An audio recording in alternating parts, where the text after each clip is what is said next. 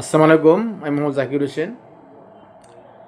আপনাদের সম্মুখে আসলাম একটা বিষয় নিয়ে আলোচনা করার জন্য।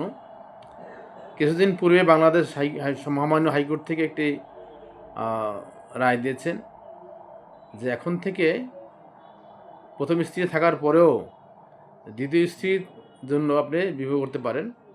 তাতে কোর্টের কোনো অনুমতি লাগবে না, স্ত্রীর কোনো অনুমতি লাগবে না, প্রথম স্ত্রীর কোনো অনুমতি লাগবে না। রায় দিয়েছে, রায়কে আমি সম্মান দিয়ে বলছি, এটা বাংলাদেশের আইন সবাই মানতে হবে, এটা ঠিক আছে।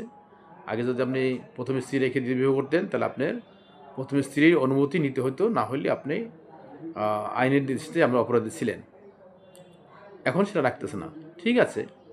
কিন্তু মনের আইনে আপনি চিন্তা করবেন যে আপনার একটি স্ত্রীর সাথে দীর্ঘদিন আপনি সংসার করেছেন, ছেলে সন্তান আছে, আর ওই সংসারে একটা স্ত্রী বিয়ে করতে পারেন, আপনার সম্পদ থাকলে অস্ত্রবাদ করতে পারেন, কিন্তু এর ভবিষ্যৎ যে কী হবে আপনার সাংসারিক জীবনে, আপনার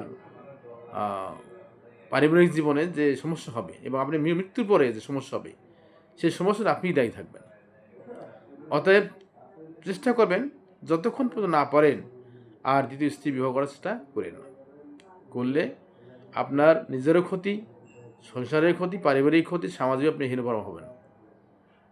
অতএব যদি সুখে থাকতে চান, ভালো থাকতে চান, তাহলে কোনো পুরুষই আবার দ্বিতীয় বিবাহ করতে আবদ্ধ হইতে যায় না। এটা কোনো পরিবার, কোনো স্ত্রী চাবে না আপনি বিবাহ করেন, কোনো ছেলে চাবে না আমার দ্বিতীয় ঘরে আমার ভাই আসুক, বোন আসুক, এটা চাবে না। যদি আপনি করবেন মানতে পাবে, বাবা করলে ছেলেমেয়েরা মেনে নেয়, কিন্তু মন থেকে মানে না, এদের সংসারে অশান্তি দেখবে। আপনি দেখবেন প্রতিটা ফ্যামিলিতে কিন্তু এই ধরনের যারা দ্বিতীয় সংসার আছে, তারা শান্তিতে নাই। আপনি অনেকগুলো বাড়ির মালিক, টাকার মালিক, অনেক সম্পদ আছে, কিন্তু তারপরও শান্তিতে নাই। অতএব এই থেকে বিরত থাকার জন্য থাকাই উত্তম।